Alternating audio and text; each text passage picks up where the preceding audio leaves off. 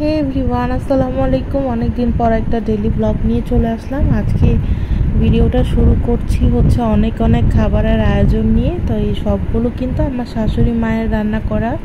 তো আজকে আমার ননদের শ্বশুরবাড়ি থেকে তার পরিবারের আদার্স মেম্বাররা আসবে। তো এই জন্যই কিন্তু আজকের এই আয়োজন। এখানে রোস্ট, মাছ ভাজা, তারপরে হচ্ছে গরুর মাংস, ডিমের কোরমা, সবজি, ডাল, তারপরে আরও ডেজার্ট আইটেম অনেক কিছুই রান্না করা হয়েছিল।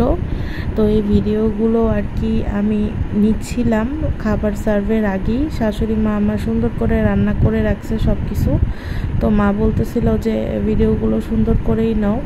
তো অনেক সময় দেখা যায় আমি ভুলে যাই। তো মা যখন রান্না টান্না করে তখন সেই আমাকে মনে করায় দেয় মাশাল্লাহ যে এখন ক্লিপসগুলো নিয়ে রাখো, পরে তুমি ভিডিওতে দিতে পারবা। তো এরপরে যেটা করলাম যে আমি একটু শরবতগুলো নিচ্ছিলাম। সব রান্না বান্না কিন্তু মাই করে রাখছে। তো মেহমান চলে আসছে, তো তাদের জন্য একটু শরবত রেডি করে নিলাম, কারণ হচ্ছে মেহমানদেরকে তো একটা ওয়েলকাম ড্রিঙ্কস দেওয়া লাগে। আর যেহেতু প্রচণ্ড গরম, তো এরপরে হচ্ছে যারা গেস্ট আসছিল তো তারা মিষ্টি নিয়ে আসছে, দই নিয়ে আসছে।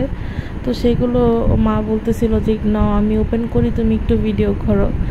এরপরে এই যে এখানে ভাবি ওরা তারা চলে আসছে। এখানে বাচ্চারাও সবাই খেলা করতেছে।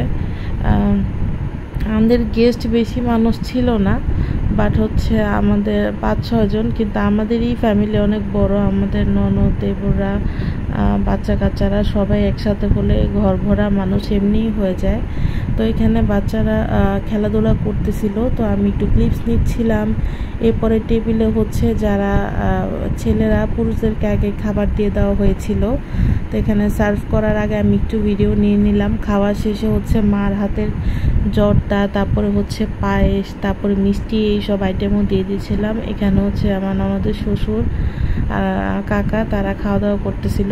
এরপরে এখানে মানে তাদের জন্য ছোট্ট কিছু উপহার ছিল, তো সেগুলো দেওয়া হলো।